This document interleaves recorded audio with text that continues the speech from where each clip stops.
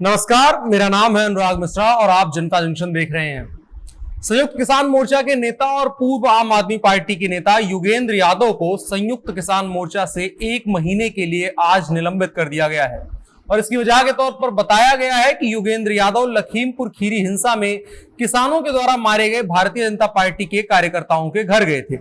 वहां वो गए और उनके परिजनों से मुलाकात करी और उसके बाद सोशल मीडिया पर उस मुलाकात की तस्वीरें भी शेयर करी और कैप्शन में लिखा कि परिवार के लोगों ने मुझ पर गुस्सा नहीं किया, बस एक सवाल पूछ रहे थे कि क्या हम लोग किसान नहीं हैं, हमारे बच्चे को क्यों मार दिया गया। इस निलंबन के साथ उनको उस प्रतिनिधि कमेटी से भी बाहर कर दिया गया है जिसमें 9 सदस्य शामिल थे, उससे भी इनको 1 महीने के लिए निलंबित कर दिया गया है। और संभवतः इसी के चलते संयुक्त किसान मोर्चा ने 26 अक्टूबर को लखनऊ में होने वाली अपनी महापंचायत भी स्थगित कर दी है। अभी एक बहुत बड़ी ये चर्चा का विषय है कि क्या किसी संगठन के प्रति निष्ठा इस बात से साबित की जानी चाहिए कि वो निष्ठुर और निर्ममता के साथ में महज अपने एजेंडे पर टिका रहे, इंसानियत की तमाम चीजों और कवायदों को छोड़ करके वो केवल अपने एजेंडे को धार देता रहे।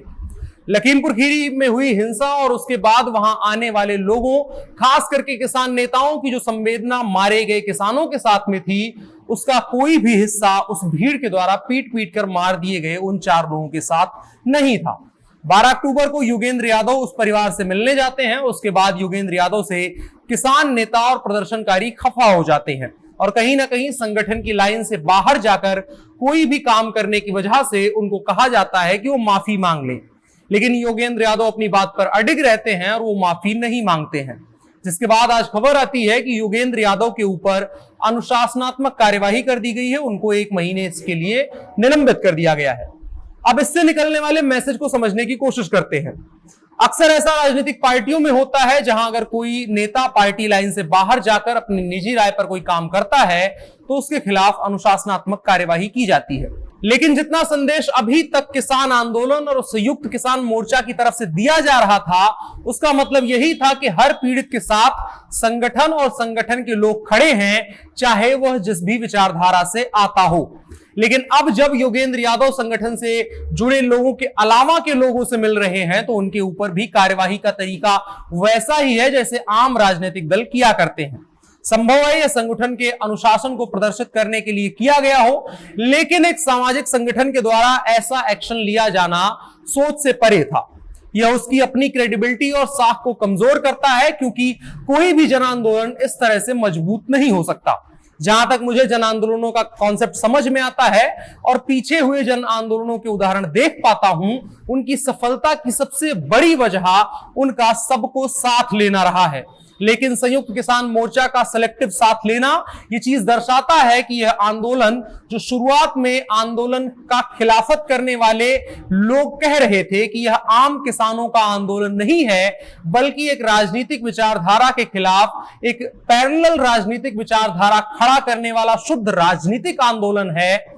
इस आंदोलन को किसानों से कोई वास्ता नहीं है, आम नागरिकों से कोई वास्ता नहीं है। उनका लक्ष्य, उनका टारगेट महज सत्ता हथियाना या सत्ता में बैठे आदमी को हटाना है। और इसके बाद योगेंद्र यादव के ऊपर हुई कार्यवाही इस बात की तस्दीक करती है कि ये लोग कहीं ना कहीं सही थे और कहीं ना कहीं अगर वो सही नहीं भी थे तो ये कार्यवाही उनको साबित सही कर रही है, क्योंकि योगेंद्र यादव के आंदोलन के प्रति समर्पण पर कोई प्रश्न नहीं उठाया जा सकता है, क्योंकि वो शुरू से ही अपने स्टैंड पर क्लियर रहे हैं। लेकिन मुमकिन है कि योगेंद्र यादव को इस बात की सजा मिली, हर बार इस बात की सजा मिलती है क्योंकि वो अपने स्टैंड पर क्लियर बने रहते हैं। और जबकि राजनीति का एक असूल है कि आप स्टैंड पर क्लियर वक्त के हिसाब से रहना चाहिए। आपको अपना स्टैंड जो बनाना चाहिए वो समय के हिसाब से, परिस्थितियों के हिसाब से बनाना चाहिए। इससे पहले जब वो आम आदमी पार्टी का हिस्सा थे तब भी उनको पार्टी इसीलिए छोड़नी पड़ी थी क्योंकि आम आदमी पार्टी जिस विचारधारा को लेकर के चल रही थी, जिस विचारधारा को लेकर के वो पार्टी बनी थी, जिस आंदोलन से आम आदमी पार्टी का जन्म हुआ था, गुजरते समय के साथ आम आदमी पार्टी उस लीग से हटने लगी। जिसके बाद योगेंद्र यादव समेत कई संस्थापक सदस्यों का मतांतर और पार्टी से मोहभंग होने लगा था, जिसके नतीजे के तौर पर कई बड़े नेताओं ने आम आदमी पार्टी का साथ छोड़ दिया और जिसका नतीजा आज है कि आम आदमी पार्टी एक समय पर एक विकल्प के तौर पर देखी जा रही थी, आज वो केवल दिल्ली तक सीमित रह गई है या छोटे छोटे राज्यों तक सीमित रह गई है।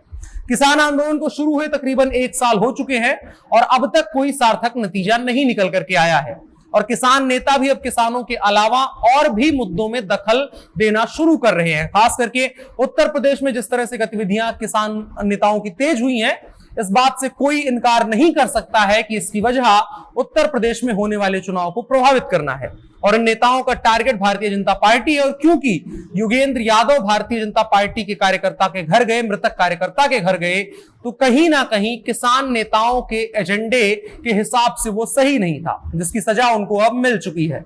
अब देखने वाली बात होगी कि योगेंद्र यादव क्या कदम उठाते हैं और खास करके अगर योगेंद्र यादव किसान मोर्चा छोड़ते हैं तो ये योगेंद्र यादव की निजी छवि के लिए नुकसान तो होगा ही, लेकिन उससे कहीं ज्यादा नुकसान 1 साल से ज्यादा वक्त से चल रहे इस आंदोलन को होगा, इस आंदोलन की विश्वसनीयता पर होगा। देखने वाली बात होगी कि योगेंद्र यादव क्या कदम उठाते हैं। जैसे ही कोई अपडेट आती है हम आपको जरूर सूचित करेंगे। मेरा नाम अनुराग मिश्रा है, कैमरे पर मेरे साथ ओम प्रकाश थे। आप जनता जंक्शन देख रहे थे। अगर आपको खबर पसंद आई हो तो लोगों के साथ साझा करें। शुक्रिया।